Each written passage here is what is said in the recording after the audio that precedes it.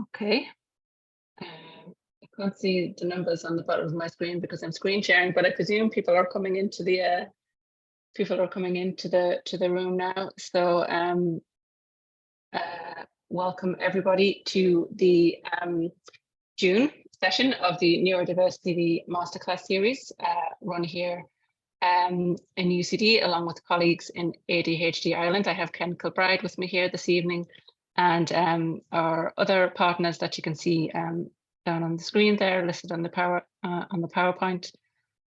So this evening, sorry, I'm just trying to click on. There we go. This evening, we're delighted to welcome Dr. Alyssa Alcorn. Thanks very much for joining us. Just a note to say, as usual, the session is being recorded. So yes, it is being recorded, and a link will be sent to everybody who registered for the session this evening. Dr. Alcorn is going to give her presentation, and then we'll have some time for Q&A at the end. So if you pop any questions that you have into the Q&A box. And just a note to say that we're going to have a break in July. We're going to have summer holidays in July, and we'll be back in August, the fourth Thursday of the month, as usual, with Elaine McGoldrick, who is going to talk about her autism learning journey. So I'm just going to stop sharing that now, and I'm going to give an introduction to Dr. Alcorn. So Alyssa Alcorn is the Research and Impact Lead for the Learning About Neurodiversity at School, LEANS project based at the University of Edinburgh's Salveson Mindroom Research Centre. She's an interdisciplinary researcher with extensive experience on participatory projects and a background in psychology, education, human-computer interaction, and design. Her main research interests are around evidence-based and inclusive practice for schools and other professionals, and how we can use neurodiversity concepts as tools in daily life. So Alyssa is going to talk this evening about the Learning About Neurodiversity at School programme, from participatory design to to going public. So over to you, Alyssa. Thank you very much, Beth.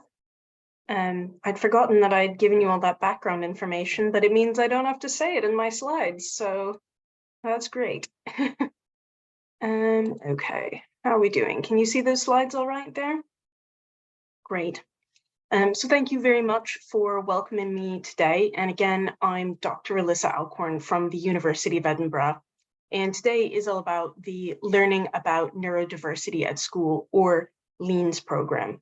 And we've been working on this program for a while, so it seemed like a good time to look back on what we've learned, as well as just talking about what the program is. So I'm here today representing a much larger team of people. There's both our research team that has academics and community members and people from third sector organizations, but also our educator participatory design team, who you're going to hear me refer to quite a bit through the rest of the presentation. And then there's been a number of other people who've been very important in supporting the project as well. So when I go on and talk about people developing LEANS and we developed LEANS, I'm talking about these people here in these two groups. So we already heard this bit about who I am. The really important thing for going ahead is that I've been the main person who has been coordinating the LEANS project and all of the contributions from all the other people all the way along from day one. So I've really seen everything. And when I'm looking back at the project, I really am looking back from having been involved at every single step, because we've had other people who've kind of been in and out at different points. So there's two main questions for today. And the first one is, what are the LEANS resources that I've mentioned? And where did they come from? But also then after that, what have we learned from doing this project about teaching neurodiversity, sort of as a more general task or priority that many people may have, whether they're researchers or community members from third sector organizations in schools. Lots of people are interested in improving knowledge and attitudes around neurodiversity. Do we have anything to say to them? So a lot of what I'm saying today is an overview and giving you bits, but there is a lot more information online. The LEANS website is really LEANS Central and is the best place to find any kind of information you want about the project, whether you're looking for summaries, previous recorded talks or articles, or you want to download the whole resource pack, which is completely free anywhere in the world. We also have a mailing list on the website if you want to keep up with project news and any further events and releases. So you can find that on our contact page. So first, a little bit of background that probably isn't going to be new to most of you, which is that in the UK and the Republic of Ireland, most neurodivergent children are going to be attending mainstream primary schools. Whether they have a formal diagnosis or are on a waiting list or not, that's where most neurodivergent children are going to be. And in those mainstream settings, school staff members and peers, it's a pretty inconsistent picture in terms of what they may understand about neurodevelopmental differences, any kind of neurodevelopmental differences. Attitudes may not always be positive, and all of that together can often really negatively impact the day-to-day experiences that children are having at school. And also across these various school systems, there's other types of diversity that's in the official curricula, but not neurodiversity, not yet. And that's more of a problem because there's very few neurodiversity resources out there for children right now. That's compared to information that you might find about specific diagnoses, such as dyslexia or autism. So the LEANS project has really been about trying to address these neurodiversity knowledge gaps and try to shift people's attitudes and actions, specifically in mainstream primary school contexts. So the remit for this research project was really quite open at the start. The grant funding committed us to create some kind of teaching thing for teachers to teach about neurodiversity in mainstream primary school classes. But it didn't commit us to what kind of thing. A game, a book, a series of videos, role-playing, like it could have been absolutely anything. It said make something. But it did commit us to a target age group, so 8 to 11, that kind of upper end of primary school, running up toward the secondary transition. And it did commit us to doing a participatory development process with educators to basically answer these questions about what should we teach, what should we make? And whatever it was, it committed us to making it available for free. So really, LEANS is free now because all of the development was funded up front, all of people's time, all of the art, everything.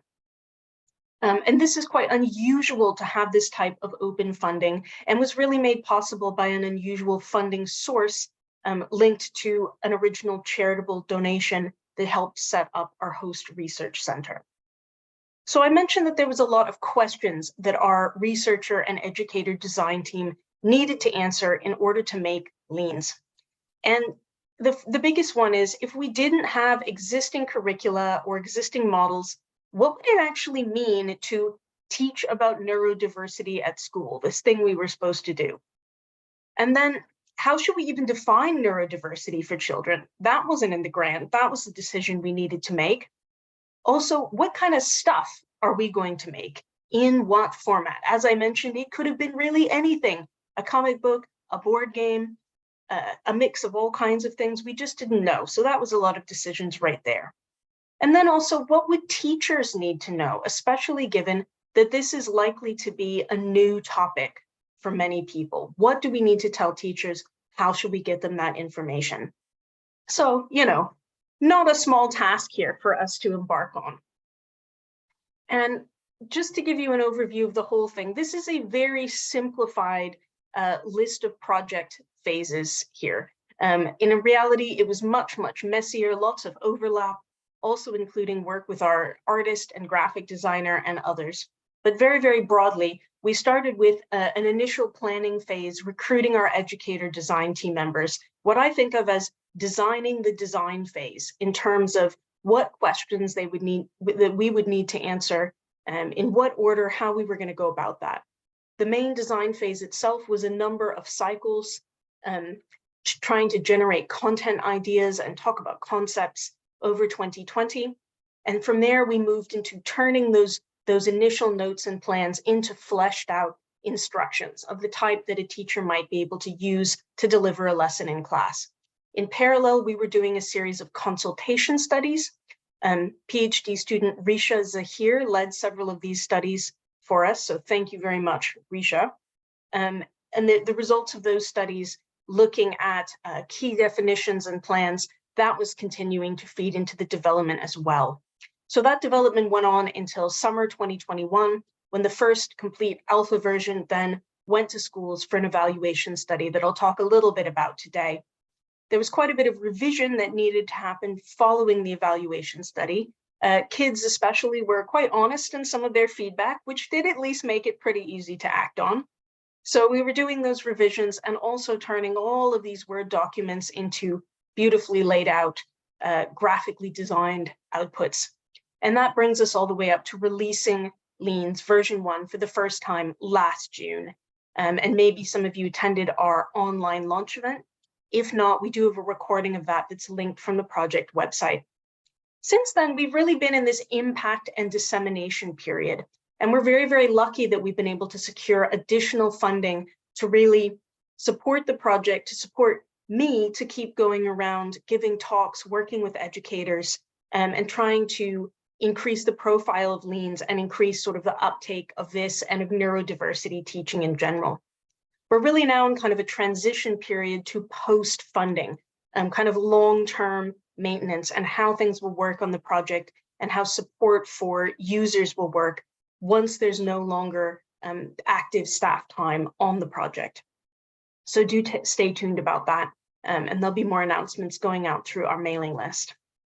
So that's the very, very simplified overview. And now we'll go into some details that put a little bit of flesh on the bones in terms of what we were actually doing to make LEANS and what the final project looks like.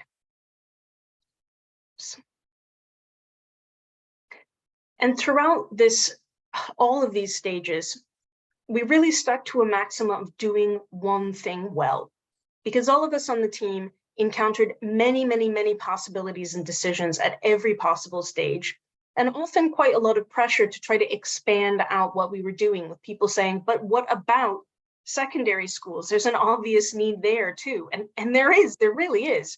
What about home use? What about parents and what they understand? Couldn't you also make a much shorter, simpler version? And you know what? There really is a huge amount of need, but we stuck to our guns on this one in terms of saying, we cannot do all of these things with the time and resources we have. So we're going to try to do one thing well, which is the whole class teaching program for mainstream primary schools for this age group, and really try to embrace our limitations in terms of, using some of the specificity of that as an asset. And I think looking back at the project, that ultimately this turned out to be one of our most important choices and one of the most important ingredients in the success of LEANS. And I will come back and talk about that at the end with some lessons learned about why this focus can be really, really useful here. So without further ado, let's go on to LEANS. I keep talking about this thing, this package of resources. What is it exactly?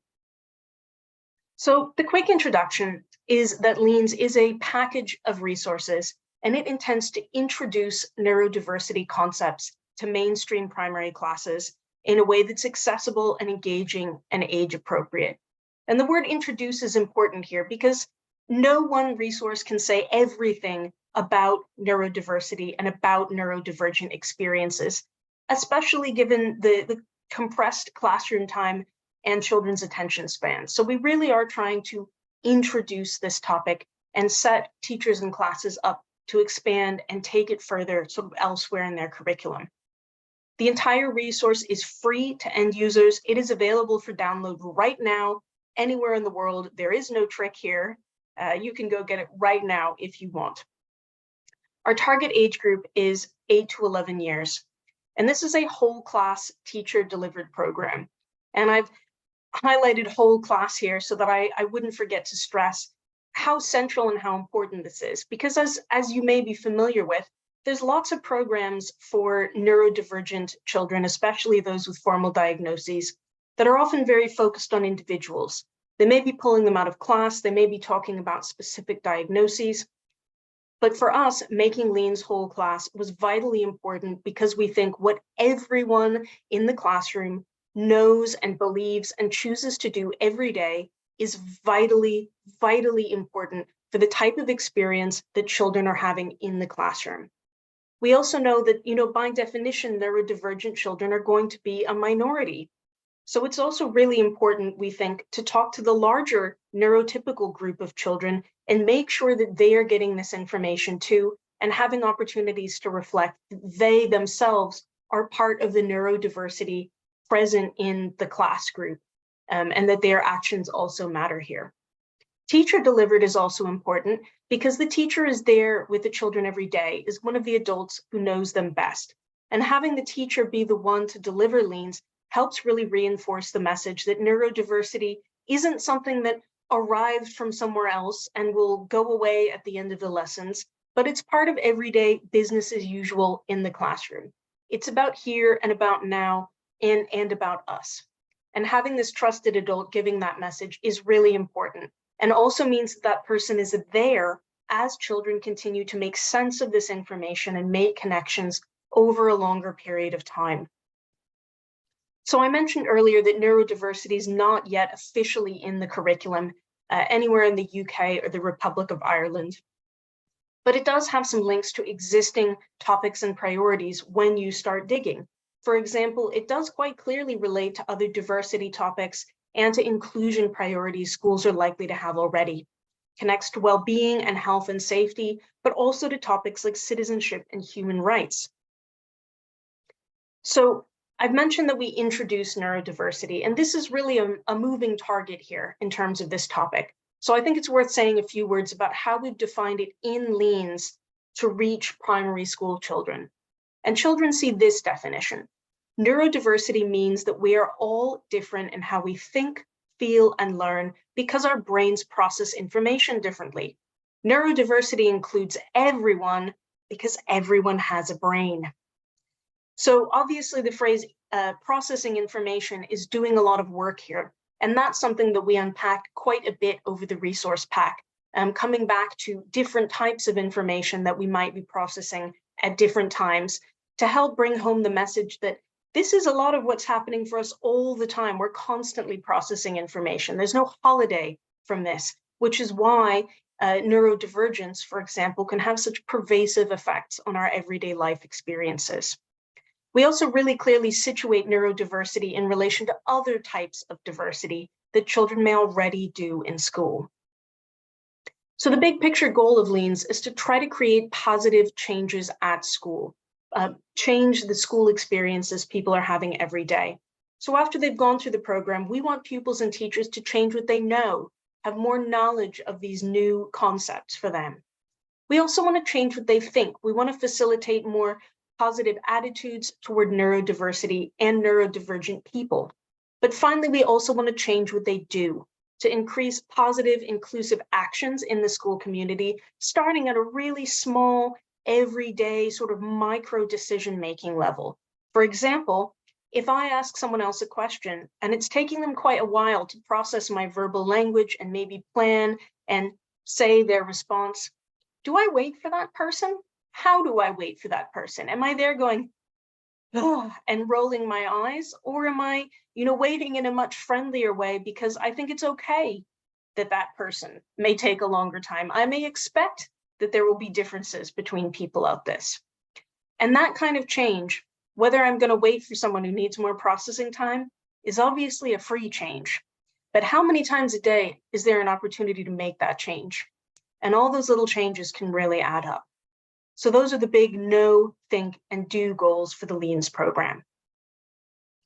So I've talked about a resource pack. It's divided down into topic units, and I'm sure it will shock no one that Unit 1 is about introducing neurodiversity terms for the first time, and then goes on to talk about different types of classroom experiences, including sensory experiences, that's a big one, communication and miscommunication, and how there may be many valid types of communication, needs and wants, and especially how these might connect to giving and receiving help in the classroom, or also classroom supports and why some people may get them and others do not. then on to fairness, specifically focusing on introducing an equity-based model of fairness, and how, who gets how much time with the teaching assistant isn't quite the same as sharing out a bunch of cookies in terms of what fairness means here. Friendship and relationships, and then a whole unit that's explicitly reflective and asking people to think about their possible actions, asking the classroom to look at rules or agreements or expectations they have, and to think about how these relate to the new neurodiversity information. Maybe they want to make some changes. So each of these units combines different types of resource items. We've got a small number of videos that are about directly explaining tricky new concepts and vocabulary, partly so that teachers are not on the spot in front of their class to come up with a child-friendly definition of neurodiversity. The bulk of the content, though, is really about hands-on activities and discussions.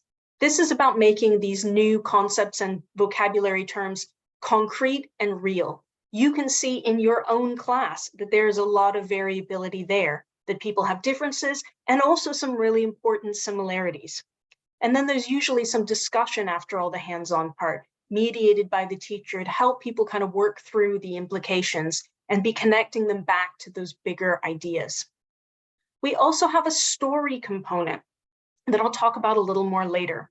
And this allows us to be specific, to illustrate individual perspectives and the very, very wide range of school experiences that might be coexisting in the same classroom. And it lets us be specific in that way, get inside people's heads to what they're thinking and feeling, but without calling on children in the real classroom to have to disclose about themselves unless that's something they want to do. So all of these pieces fit together into a whole, and each unit builds on the previous one in terms of the vocabulary and the content.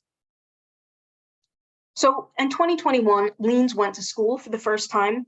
We had many wonderful educators involved in making it, but there is no substitute for going to a real classroom to see what breaks, if anything breaks. So for this study, we had 4 primary schools in Scotland, 2 were smaller rural schools, 2 were larger urban schools. There was still quite a bit of COVID disruption going on during this time, as many of you may well remember, even though Scotland is back to in-person teaching. So this was really a did it work study. We wanted to find out if this program that we had designed was feasible and acceptable and safe when teachers delivered it in a real classroom. We were also asking about did it work in a teaching sense? Did participation in LEANS affect children's knowledge and attitudes? And this study was pre-registered, which means that we publicly committed ahead of time to what our data collection methods would be, our hypotheses, and also the types of analyses that we would use.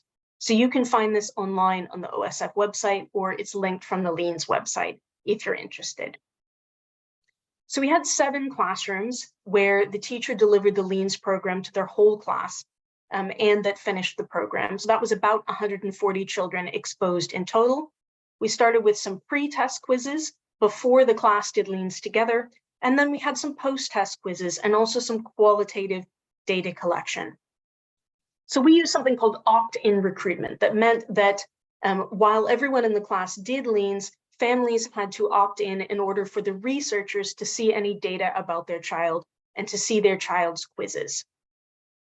So in this sample, then, the study sample, we had 62 children with a mean age of 9.84 years. And of those, we had 18% who had some kind of reported learning challenge. This was a mix of formally diagnosed issues and also undiagnosed but suspected issues. And in this sample, the majority of children were white British and all native or fluent English speakers, which is partly a function of where our schools were located. And we do know that's not necessarily reflective of the population in schools elsewhere in the UK or in the Republic of Ireland. So in terms of our quantitative measures, our quizzes here, we had 2 custom quizzes that children did on paper in the classroom. And one was about attitudes and actions, and then the other was about neurodiversity knowledge. And this was a mix of multiple choice questions and ratings. And we had some optional free responses at the end where children could, for example, write in something they thought they learned or something they wanted to tell the people who made LEANS.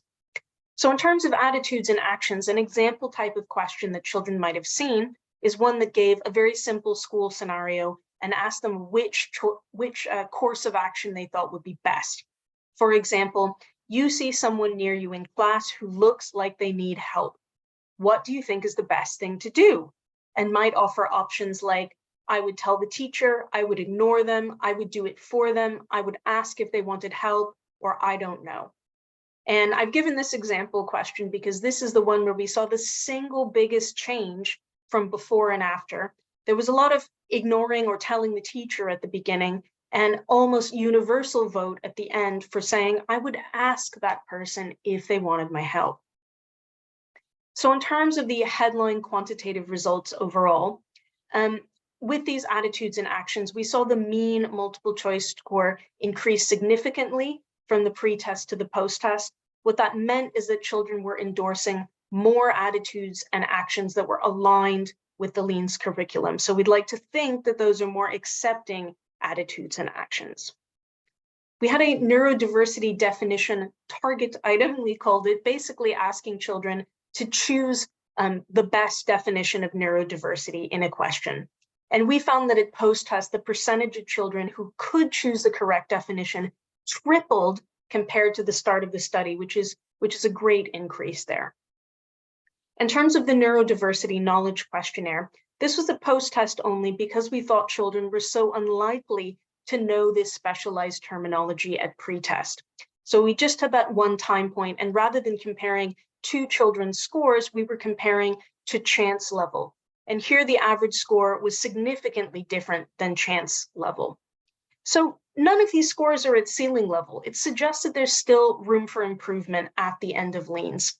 And I think this really points again to LEANS being an introduction and what would be the value in class of teachers later in the year or even in a subsequent year coming back to some of these new terms and ideas and revisiting them again and continuing to make connections. So we had a lot of great qualitative feedback. For time, I've just pulled out one here because it really hits so many different things that we think are important about the program. This teacher in their LEANS diary wrote that, I think that studying LEANS genuinely made an impact on the class. Individual children appeared to have a penny drop moment. I think it helped children to have a better understanding of the way others are/feel, and also why learning can be different and is delivered differently to them.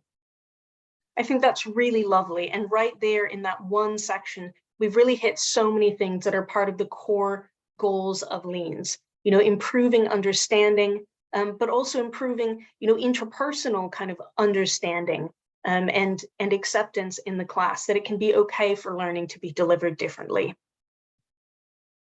So I wanted to highlight now a few key facts for teachers, a few practical facts about the program.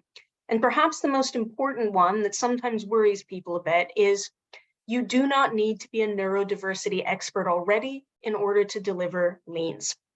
And we have quite a comprehensive teacher handbook that tells you pretty much everything you need to know in order to get started with this topic and get to a point where you could be comfortable talking about it with the children in your class. It is not a comprehensive introduction to all of the really detailed theoretical work that's going on around neurodiversity. It does focus much more on getting you up to speed so that you can do this with your class. But we have not assumed prior knowledge and have tried to be kind of as gentle and friendly as possible in terms of helping people get in the pool here. In general, the teacher handbook is really meant to distill down a lot of the professional and lived experience from our participatory design team and pass on the tips from those educators directly to you. For example, flagging possible ethics or safety issues that they had identified, but also practical steps that people can take to try to avoid those issues in their classroom. So I've called it here on the slide, the teacher handbook is a course in a book, a training course in a book.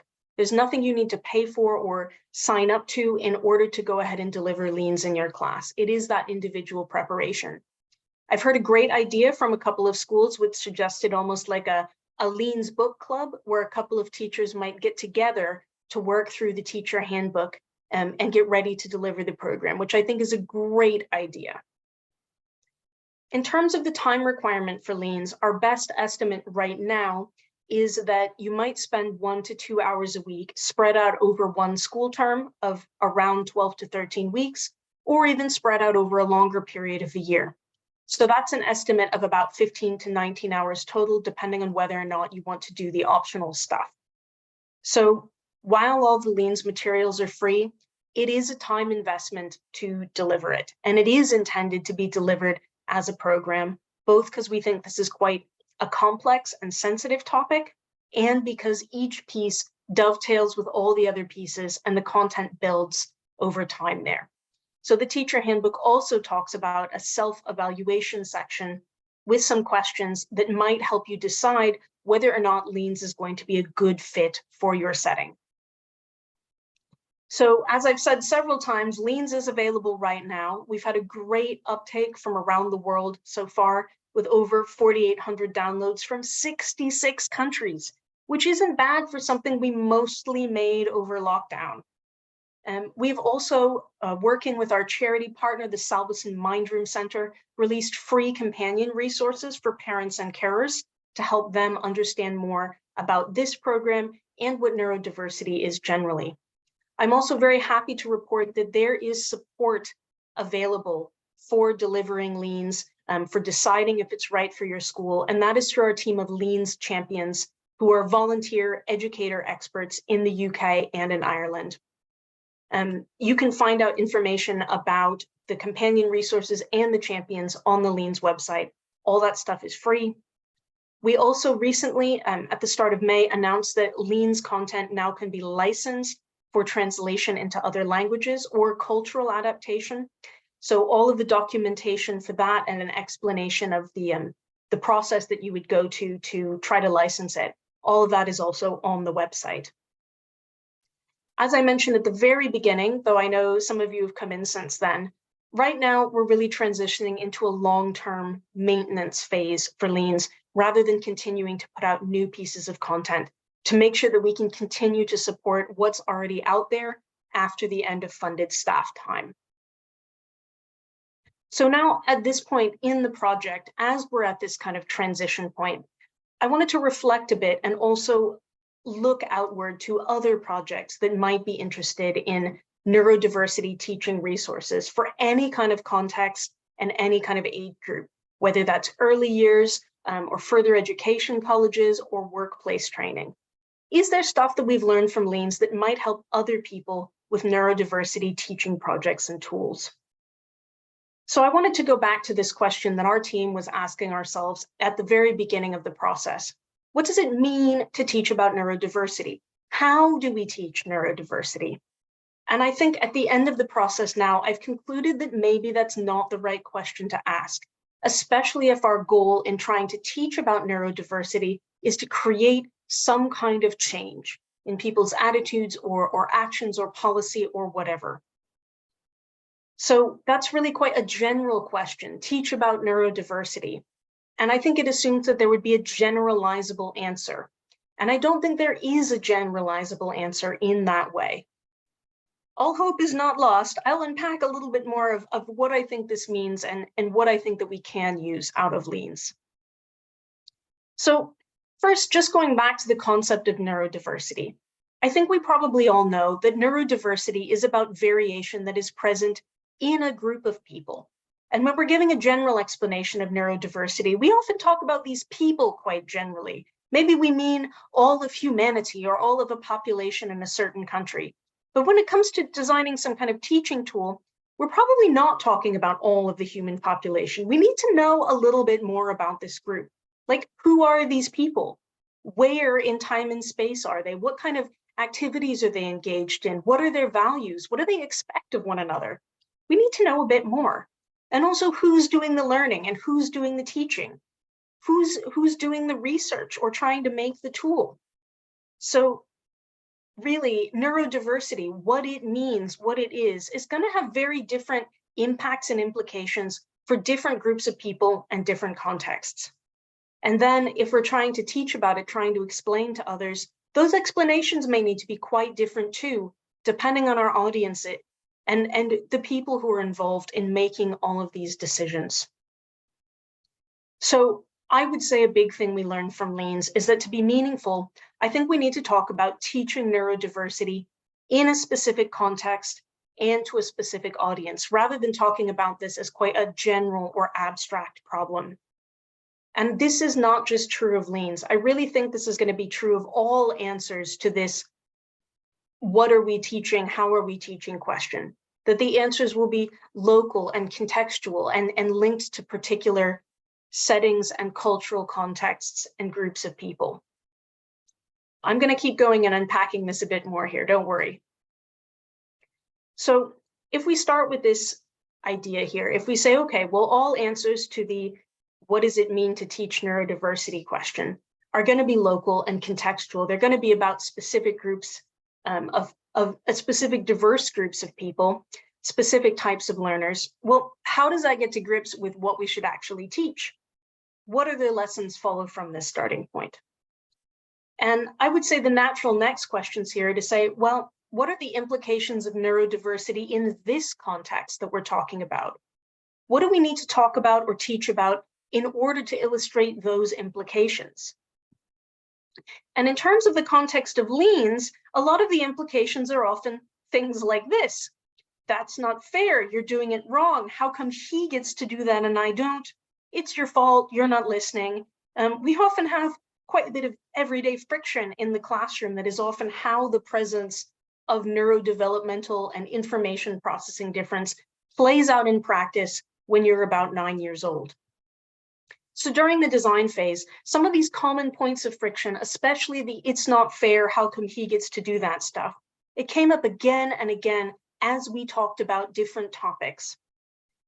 And the design team, our educators, also then kept using the same types of concepts as examples of how they might explain these differences between people, explain why children might be treated differently at school and receive different supports. Fairness and unfairness came up again and again. Needs and wants, also the idea of what's valid or not. And these are some of the biggest examples. So during the planning process, we gradually came to understand that we would need to talk about these explaining concepts like fairness directly. We should go ahead and put them front and center and make them a feature, because talking about stuff like that would help children to understand what neurodiversity means in their classroom, having those neurotypical and sometimes very different neurodivergent people all needing to be there learning together. So that means then that we ended up with a family of concepts. We started with the idea of neurodiversity, how do we define that, and neurodivergence, and then it ended up as the centerpiece of a cluster of ideas, also including fairness, sensory issues, communication, equality, and equity, that all show up in this list of unit topics I introduced earlier. So what we get then is the conclusion that neurodiversity is part of a concept family. It doesn't stand on its own. It may need these other concepts around it to help people make sense of what it is and what the implications are for their group of people. So then we're left with the question of, well, okay, we want to teach about this concept family in this context. Well, what type of content do we teach at what level to help people understand this stuff?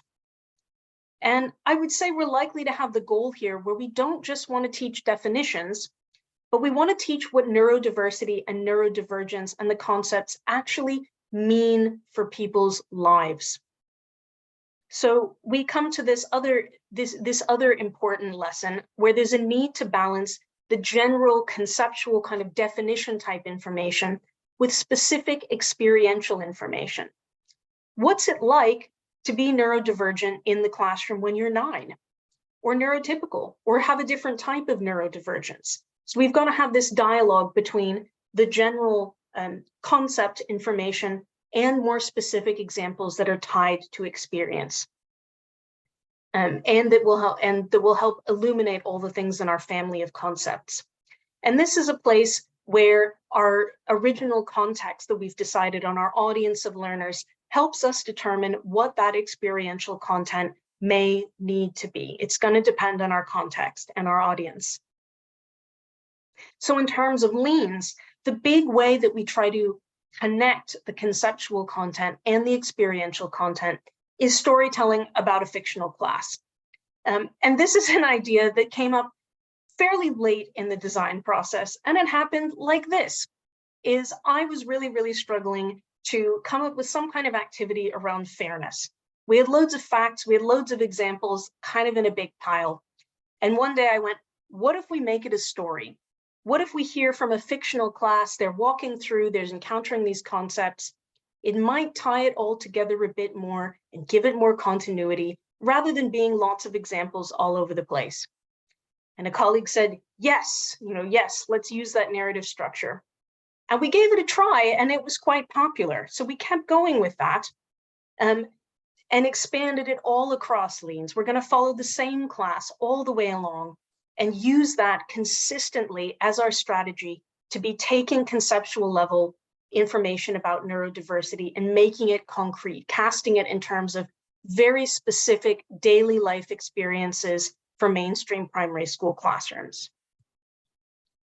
So we're then still left with the problem that if our goal is to teach people about neurodiversity to create some kind of change, well, just introducing new vocabulary is unlikely to do the trick.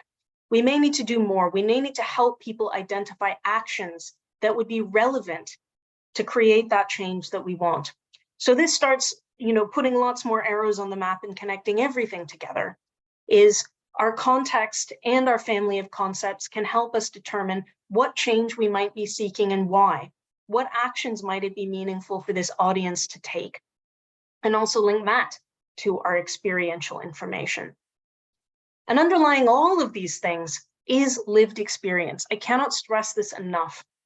LEANS was a participatory project, and it absolutely would not have been possible to do what we did in any other way. Lived experience, both of neurodivergence and of being a professional in a school context, informed all of these things and was just really absolutely essential. So I'd like to say a huge thank you again to our educator design team and also everyone who was part of the consultation studies all the way along. So I'm coming very near the end here, so I just wanted to pull it together in one slide after I've kind of stepped through. Is I think what we've really learned from going through the LEANS program that may have transferability to other people who want to create tools to teach about neurodiversity is that you can't consider teaching about neurodiversity in the abstract. It really needs to be about the implications and experiences in context, not just what it is, but how it affects people's lives, both neurodivergent lives and neurotypical lives, and people who may not think of themselves as being part of either of those groups. Any answer to the question of what do we teach or what do we do will be situated and particular to our context. I think that in general here, neurodiversity and neurodivergence are going to be most meaningful if we think of them as a family of concepts that help explain those implications. Though what is in our family of concepts might look different when we go to different age groups or to different concepts. Too much talking. What's in the family of concepts may look different in different contexts. And that would be an important thing for a new research or design or practice project to be finding out. Regardless of what you think those concepts are, you're going to have the challenge of balancing more conceptual definition level type of information with things that are specific. You need people to understand both levels, which can be quite tricky. And if the goal of the teaching is to create change, you need to go beyond vocabulary, and we probably are going to need to help point people in the right direction about what types of changes might be meaningful and attainable for them and for the context we're talking about. And underlying all these things is lived experience of neurodivergence and your context and your audience, whatever those are. And those really have got to be informing all of the other things all the way along. So if I wanted to give some more specific advice to any other people interested in teaching about neurodiversity, I would encourage you to also commit to doing one thing well, or at least one thing at a time, rather than trying to be everything to everyone. I'd encourage you to embrace the specificity and focus on that specific context and use specific experiential examples to help really bring neurodiversity and neurodivergence to life, what it's like, what it means for people to be in that neurodiverse group. I'd encourage you to consider whether storytelling and narrative could be a useful tool for you to help accomplish that task of tying together higher level, more general information with more specific experience information and help people make sense of that. And finally, you're really unlikely to facilitate any kind of change if people don't think neurodiversity is relevant to them and to the groups that they're in. And this can be quite a tricky task if this is a new term for people, a new concept, or if they have misconceptions and are confused about how neurodiversity may be different, or if it is different than ideas they already know. We've also got to help people out as much as we can by giving them a sense of what could change. So I know that's a lot in one go there. If you're interested in finding out more about LEANS, and especially the earlier parts of the project, the resources or our study, I really would encourage you to visit our website, which is information central there and should have everything you may want to find out. There is our contact information for the project and for me. However, actually right now, I'm taking a little break from the LEANS to work on another project for the summer.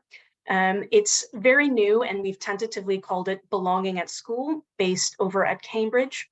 And this is working on some new free resources for educators about neurodevelopmental differences, school inclusion, and designing your own inclusive policies. It's nothing on the scale of LEANS, it's much, much more focused. We have set up a mailing list so that you can be notified of what these new resources are going to be when they're released and our launch event. All of this new content will also be free. So thank you all again very, very much for inviting me today. And I know we have some time for Q&A.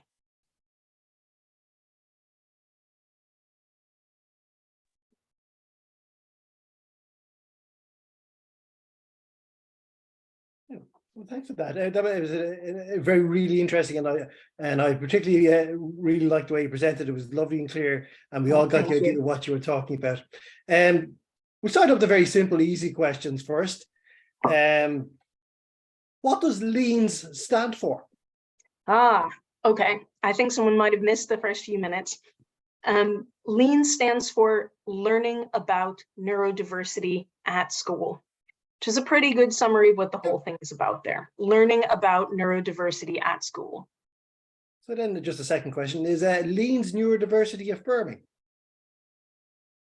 I would like to say yes, because I know that all of us who worked on it really believe in the neurodiversity paradigm and that being different is not wrong.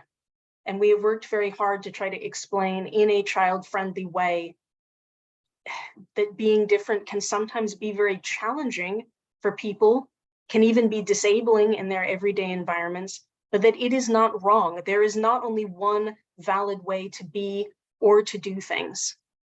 And I know that sometimes that is a message that doesn't necessarily sit well in certain school environments that may sometimes have strong messaging that there is only one way to do things. And being aware of that tension is, a reason that we've also included a lot of guidance in the teacher handbook, asking people to reflect on whether the type of content and messaging in LEANS will actually make sense in their environment, or if it might create new problems. So I'd like to say yes, though I know that opinions are going to differ around neurodiversity and affirmation. Just to talk about divergence of opinions, and this question came in before, I think you answered it, but it would be just good to get some additional information. So the person was saying, hi, I'm interested to know if there was many neurodivergent individuals involved in the development of LEANS. Sorry, can you repeat that again? So there was somebody interested to know if there was many neurodivergent individuals involved in the development of LEANS. So we had both a team of educators and a team of researchers. Both of those are neurodiverse groups of people. It's up to individuals if they want to share, about their own diagnoses or anything like that. But both of those groups were neurodiverse. And I know that some of the people involved in our consultation studies, like some of the teachers we worked with, also identified as being neurodivergent. We ran a large public consultation survey study. My colleague Risha Zahir was in charge of that. We had over 100 complete responses. Sorry, Risha, if I'm mangling the numbers. And the majority of the people who gave feedback there that we used for development identified as neurodivergent, often multiply neurodivergent. So we've had quite a bit of involvement at different stages. And maybe, and just give me just a question for myself, just going through the research as you were presenting about the project. And you were talking that you had, I think it was 7 classes with 120 students. One of the things we do know about, ADHD and autism, other conditions like that, primarily being genetic, but there is difference in presentations between boys and girls. Did you take gender into account when designing the program? When designing the program, we talked a lot about wanting to avoid stereotypes, especially in our story content and our examples. I think that was perhaps a main way that we talked about gender, was wanting to make sure that we were not reinforcing any negative stereotypes. We deliberately kind of played against type for a couple of our characters. Like, we have a character in the stories called Rashida, who is academically very high achieving. One of her classmates privately calls her the perfect girl. She always knows the answer. She's always neat and tidy, and has a lot of autistic traits in terms of very high intolerance of uncertainty. She wants to follow the rules. She wants to know the answer. She can't understand why other people are not following the rules when they should know them. Why can't they just do it? So we have tried to put some things in to maybe get people to reconsider some of what they might think they know about what some of these different diagnostic labels look like. We couldn't include everything, but we did try to include as much as we could. Okay. I don't know if that's answering your question. No, it's just a sort of a classic divide. An interesting question here, and just we would see this ourselves in ADHD, and lots of organisations we would talk to around neurodivergency in Ireland. And again, one of the things we would hear from parents and say to parents is that you need to be an advocate for your child. I thought this was an interesting question. So, what can parents of neurodivergent children in primary school do to encourage the school to start with LEANS? That is a lovely question. Yeah. Thank you so much for asking. So at the very end, I mentioned that we worked with our charity partner, Salveson Mind Room Center, to develop some parent and carer resources. There's 3 things in those resources. One is an info booklet for families to understand what is the LEANS program about, how might it affect your child if the class was to do it, what's the kind of content in there. The second is a template letter that you could send to a school. You can edit it to say whatever you want, but we've given you some starting pointers about some good buzzwords you might want to use. This is a case where having a sense of what your school or local authority's current priorities are quite helpful, because you can stick some of that stuff right into the letter to try to get people's attention. And along with the letter, you can send the third item, which is an info booklet for schools, which is quite short, it's colorful, it looks friendly, it's just a few pages long. And the goal of that is to try to get your school leadership interested and say, well, if we taught about neurodiversity, that does actually fit together with some of the goals we might already have around supporting people well-being, inclusion, teaching about diversity. Obviously, this is going to vary by school or by area. So I would say that is a concrete thing that parents and carers can do, is to check out those resources and consider sending letters to the school. Schools often like that there is a free and off-the-shelf thing. You're not asking them to come up with a new solution to the problem, but asking them to have a look at a specific thing there. This is often also a place where getting together with other parents might be more effective if they're hearing this from multiple families, or perhaps also from organizations that work with the school. Thank you very much for that. Question from Laura. I think this is an interesting question as well. And again, if I can just paraphrase it, just in terms of the Irish educational system, in that, we talked about mainstream, but we also do have, autism units and other elements like that as well. So Laura's question was, what's the underlying reason for only delivering this information in primary school classroom? So this comes back to what I mentioned about committing to doing one thing well, which is that was our starting remit when we got the money, is to develop something for the mainstream primary school context. So that's what we worked with in terms of making some assumptions about the ability levels that might be present, the types of examples. This is a place where individual staff can, of course, go and download LEANS and have a look and make a decision about whether or not they think it will work in their setting. Absolutely anyone can do that. You might have a look and decide, yes, I think this would work in an autism-based classroom. So if you're interested, please do have a look, because you're the one who knows your class. Okay, just a couple of quick questions there. Maybe I'll just throw one question myself. Just forgive me, I'm putting 2 or 3 things together here, so I may not be correct. And when you were giving the definition of what neurodiversity was, you were talking about everybody is different and everybody is a different brain. But within that, is it possible to say that, within that difference, you do have what we call homogeneous groups, i.e. there's people with ADHD have a different set of neural pathways. There's people with autism have different neural pathways. So there is actually groups within that difference. Yes, I think you're right. And you've actually touched on something that I cut out of the presentation for time. So now I get a chance to say it anyway. Okay. Which is another one of my kind of tips was that I don't think it's necessary, at least for children, to talk about neuroscience in order to introduce neurodiversity. And the reason I say that, or the design team eventually agreed that, is because I think sometimes it adds extra steps from new, potentially quite challenging information. Like you mentioned neural pathways. That's quite a big idea if you've never encountered that one before. It can add extra steps between that and how come so-and-so gets to take extra breaks and I don't. So understanding those implications. But I think there's maybe another kind of hidden question in your question about diagnoses. And do we talk about like diagnostic labels or categories? And LEANS does mention diagnosis a little bit, mainly in the stories, because we have some characters with formal diagnoses, and that's part of the information they've got from adults and that they're using to understand themselves.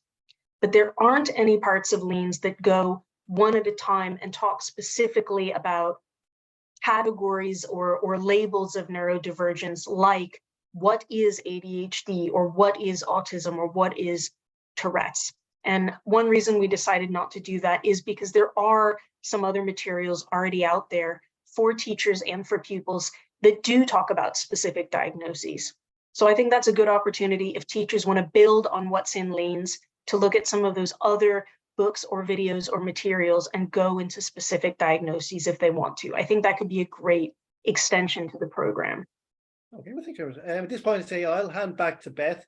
And just a couple of questions there. Beth, take the last question, I think. Yeah, so we're just about out of time. Alyssa, thanks so much for that. That was a really great presentation, just really comprehensive. It was just so clear to understand what you're doing and what the goals are. So that's really great. Just to mention that there's lots of positive comments there in the chat, just reaffirming that. There's just a quick question there about sharing the research papers. I presume people can basically find everything they want to on your website. So maybe when I'm emailing people after this event, I'll just pop in the link to your website there so that people can access all the information that they need then. So just one final question for you here, and then we'll close out. So Caroline says, thank you very much. This sounds like a great resource. Do you have any thoughts or data on changes in attitudes of teachers following on from delivering the program? This is a question we get quite a bit, and I think it's a really important question, but given the amount of COVID disruption happening during the study, we decided not to ask those questions because we were already asking teachers for a lot. And we needed to kind of cut back to the minimum viable study. So we haven't given up hope of getting more funding to do more work on this. And if that's the case, then asking about changes in staff knowledge and attitudes is a priority right near the top of the list, because that is, you know, that is really, really important. And we know that this is going to be a new topic for a lot of educators. So you're asking a question we really want to ask too. That's great. So we shall watch this space then. Yeah, in terms and of join the that's mailing great. list. That's where all the news happens. It's the mailing list. I'm too busy to spam you, everybody. That's great. Okay, so I think we'll close out there for this evening. So thanks so much, Alyssa. That was really great. We here really appreciate it, and thanks on behalf of all the attendees and for everybody who joined us this evening. We shall not see you in July. Enjoy the summer weeks up until then, and we'll see you hopefully towards the end of August. So thanks everyone. See you. Thanks, Ken. Bye bye. Thank you for inviting me. Thank you very much, everyone. Bye bye. Appreciate it.